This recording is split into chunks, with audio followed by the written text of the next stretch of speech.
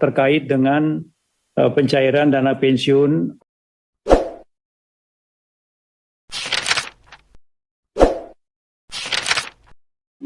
Kami update mengenai perasuransian penjaminan dan dana pensiun.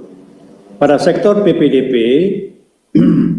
aset industri asuransi di September 2024 mencapai 1.142,50 triliun rupiah atau naik 2,46% year on year. Dari sisi asuransi komersil, total aset mencapai 922,48 triliun rupiah atau naik 3,81% year on year.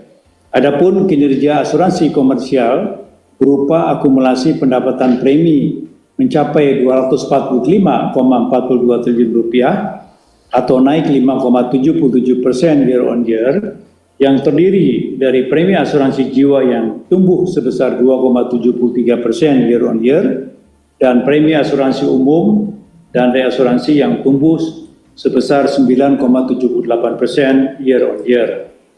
Kinerja tersebut didukung permodalan yang solid, di mana secara agregat industri asuransi jiwa dan asuransi umum melaporkan risk-based capital RBC masing-masing sebesar 458,31% dan 329,89%, masih berada di atas threshold sebesar 120%. Di sisi asuransi non-komersil, total aset tercatat 220,02 triliun rupiah atau menurun sebesar 2,80% year on year. Pada industri dana pensiun, total aset per September 2024 tumbuh sebesar 10,10% year on year dengan nilai sebesar 1.500,06 triliun rupiah. Untuk program pensiun sukarela, total aset mencatatkan pertumbuhan sebesar 5,60% year on year dengan nilai mencapai 380,80 triliun rupiah. Untuk program pensiun wajib, total aset mencapai 1.119,26 triliun rupiah atau tumbuh sebesar 11,72% year on year. Sedangkan pada perusahaan penjaminan, nilai aset tumbuh 3,65% year on year dengan nilai mencapai 47,58 triliun rupiah pada September 2024. Dalam rangka penegakan ketentuan dan pelindungan konsumen di sektor PPDP, kami telah melakukan beberapa langkah-langkah antara lain sebagai berikut. 1. Memonitor pelaksanaan supervisory action sesuai ketentuan bagi asuransi untuk memiliki tenaga aktuaris.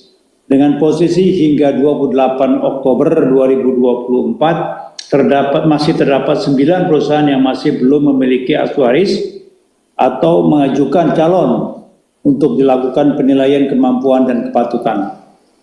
2. Selain itu, sampai dengan 28 Oktober 2024, OJK melakukan pengenaan sanksi administratif kepada lembaga jasa keuangan di sektor PPDP sebanyak 43 sanksi, serta melakukan pengawasan khusus terhadap 14 dana pensiun dan 8 perusahaan asuransi dan reasuransi.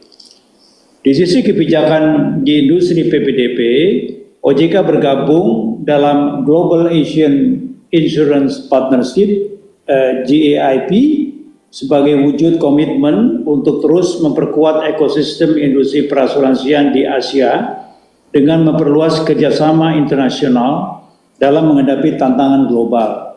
OJK akan berperan aktif dalam pengembangan kebijakan serta penerapan praktik terbaik guna memperkecil kesenjangan perlindungan atau protection gap untuk meningkatkan akses terhadap produk asuransi yang inklusif dan relevan bagi masyarakat di Indonesia, sekaligus memperkuat resiliensi finansial dan perlindungan sosial. Selanjutnya, dalam rangka memperkuat kerangka pengaturan dan pengembangan industri PPDP, OJK menerbitkan SEOJK nomor 9 / SEOJK 2024 tentang penilaian kualitas atas tagihan subrogasi, kegiatan penjaminan, dan suretisip, yaitu SEOJK subrogasi.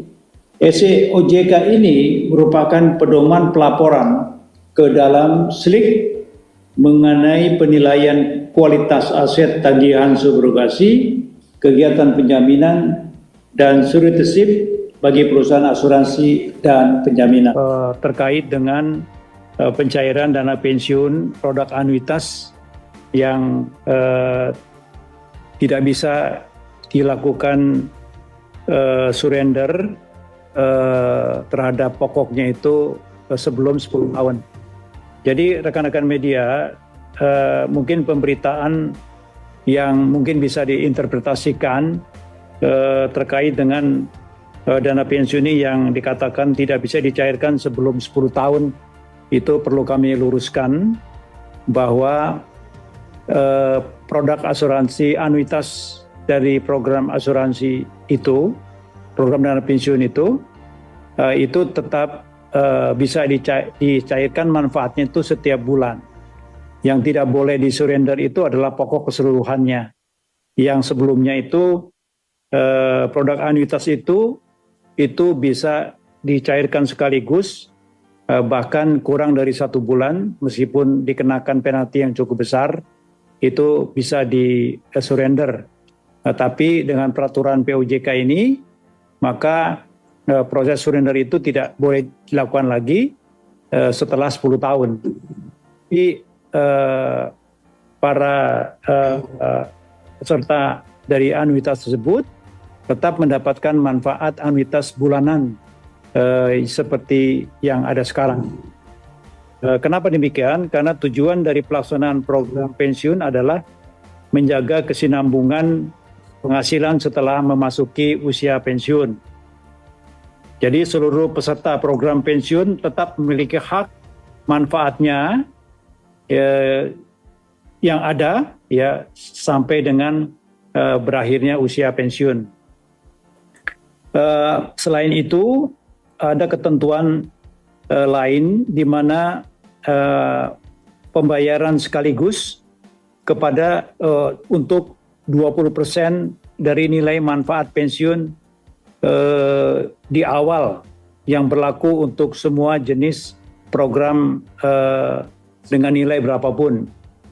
Sementara 80%-nya setelah dikurangi 20% itu, kalau ternyata itu nilai manfaat itu di bawah 500 juta, atau jika manfaat bulanan yang ada itu di bawah 1,6 juta rupiah per bulan, maka seluruh nilai tunai manfaat pensiun dapat dicairkan sekaligus. Ini pengecualian untuk yang nilai manfaat pensiun di bawah 500 juta ataupun bulanannya di bawah 1,6 juta. Kemudian ini sudah diatur dalam POJK 27 tahun 2023 tentang penyelenggaraan usaha dana pensiun, di mana diatur bahwa untuk anuitas pembayaran manfaat pensiun harus memiliki jangka waktu minimal 10 tahun, tetapi tetap mendapatkan manfaat bulanannya. Dan ini berlaku 6 bulan sejak dikeluarkan, jadi dikeluarkan itu April 2024, jadi memang per akhir Oktober ini sudah diberlakukan larangan untuk surrender produk anuitas. Oleh karena itu peserta pensiun baik yang dibayarkan melalui dana pensiun maupun dibayarkan melalui produk anuitas oleh asuransi akan tetap menerima manfaat pensiun secara bulanan.